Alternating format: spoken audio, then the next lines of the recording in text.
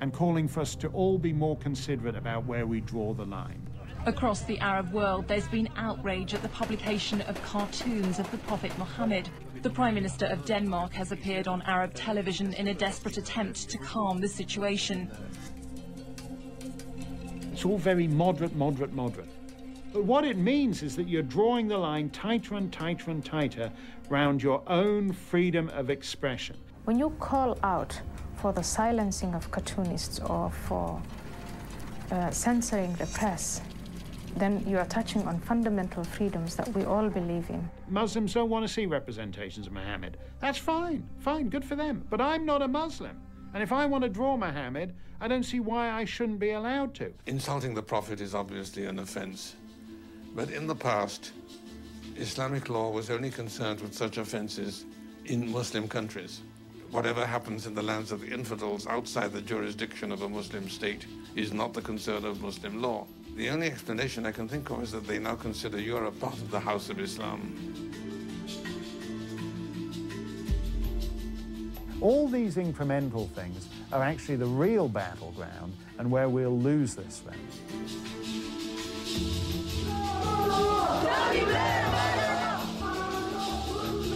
There is another factor in the Islamists' favour, which is sheer demographic weight of numbers. There are now many millions of Muslims in Britain and Europe. Do you know which name is more popular right now in Great Britain? George or Mohammed? George? Wrong. No, it's Mohammed. Essentially, we live in a world where the most advanced societies are going out of business. In Spain, they have an upside-down family tree. You have 4 grandparents who have 2 children who have 1 grandchild. You do that for another 20, 30, 40 years, they're not going to be any more Spaniards. Most of the countries in Western Europe are in the process of becoming Muslim-majority countries. The proportion of Muslims in the population is increasing steadily. People say, oh, it doesn't really matter. Only 10% of the population of France is Muslim. What's the big deal? It's going to be centuries before any of this ever happens. Not true at all. If you have a population where 90% of the population have, say, 1.4 children, and 10% of the population have 3.8 children, then that 10% will have caught up with the 90%. It happens very, very fast, and it's happening very fast. There are now many millions of Muslims in Britain and Europe. And the point about these communities is that unlike other immigrant communities, they don't wish to integrate and they don't integrate. They kind of reinforce themselves as insular communities. We believe Islam is supreme.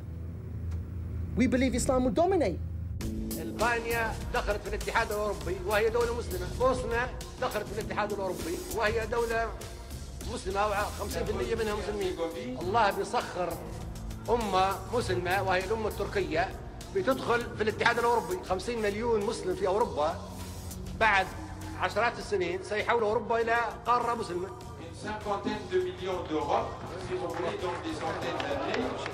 They do see the fertility rate as a key element of conquest, as they put it. فتح روما في إيطاليا يعني وأوروبا معنى هذا إنه الإسلام سيعود إلى أوروبا مرة أخرى. هل من ضرورة الفتح أن يكون بالحرب؟ لا، ليس من الضرورة. هناك فتح سلمي.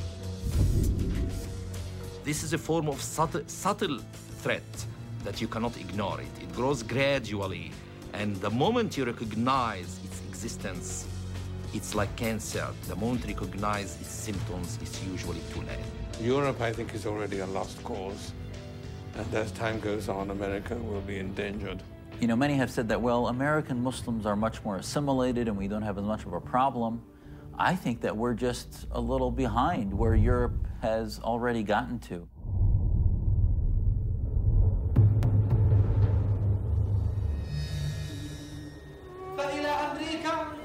صنعوا ترابيزكم واحفروا قبوركم فالموت قادم لكم بإذن الله. فجروهم حيث كانوا وانحروهم. One shouldn't discount the possibility of absolutely horrible, destructive terrorism. This has always been the nightmare scenario. Most people thought the risk of a massive explosion caused by a nuclear device went away with the Cold War. But according to the head of MI5 today, it remains a possibility. The risk is that a group like Al-Qaeda could get hold of chemical, biological, radiological or nuclear devices, or as they're known in the intelligence community, CBRN. Our nightmare scenario is a nuclear detonation, and the second down, the second rung from that, you might say, is a dirty bomb. A dirty bomb is essentially a core of radioactive material wrapped around with conventional explosives or perhaps even laced with a chemical or a biological weapons agent. A bomb like that going off in the heart of downtown New York City, downtown Washington, D.C., certainly would be a devastating occurrence. With a dirty bomb, once the bomb goes off, you're just starting out, because when you deal with the casualties and the damage, then you have to ask, what is the unseen damage? What's the level of radiation? Is this something that people are going to die from? Over what kind of area? How far do you have to evacuate? What are your wind directions? When will you be able to repopulate that area? And even if you adjudge that it's safe to come back to, who will be confident or comfortable being the first ones to come back there? Getting access in this global marketplace to weapons of mass destruction becomes easier every day, and understand that this is a group of individuals, if they had access to them, wouldn't hesitate for a nanosecond not to use them. Just days ago, these men were arrested with 30 kilos of radioactive material. Thai authorities believe they were preparing a dirty bomb with cesium. Perhaps the only thing more devastating than a dirty bomb is a nuclear device. And today, a nuclear device can fit into a suitcase. A terrorist needs no more than 60 kilograms of highly enriched uranium to make a simple nuclear suitcase bomb. Put simply, 2 balls of uranium are sealed at each end of a tube, they're smashed together. The explosion is as powerful as the bomb that destroyed Hiroshima. We know, after the fall of the Soviet Union, that there are just a lot of nuclear material, or indeed nuclear weapons, that are not fully accounted for. It's been documented that Al-Qaeda on more than one occasion has sought to buy nuclear material. In the second interview that Osama bin Laden did with ABC News on Christmas Eve of 1998, the question was asked, do you have these weapons and would you use them? And his answer was, we consider it, that would be Al-Qaeda, a religious duty to acquire these weapons and to use them as we see fit. If I seek to acquire such weapons, this is a religious duty.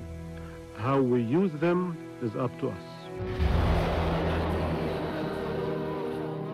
The radical Islamists would not at all hesitate to try to use, if they had it, a nuclear weapon or biological weapons to, say, decapitate the American government. For Americans to believe that it is impossible for a mushroom cloud to appear in Manhattan or in LA or in San Antonio or Minneapolis, St. Paul, they're sorely mistaken.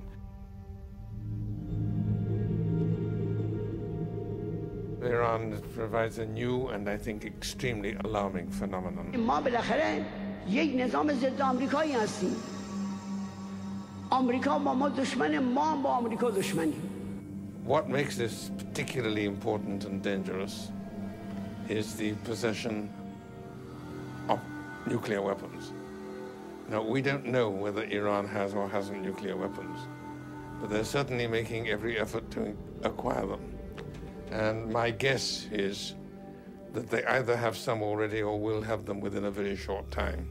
فضل الهی، مسیر بهره‌مندی کامل از همه ظرفیت هسته‌ای رو به پایان است و ما نزدیکی‌های قله هستیم. مقاومت‌های دشمنان در حال تضعیف شدن و ضعیف‌تر شدن است. We need to understand what's been happening in Iran over the past 30 years. Ever since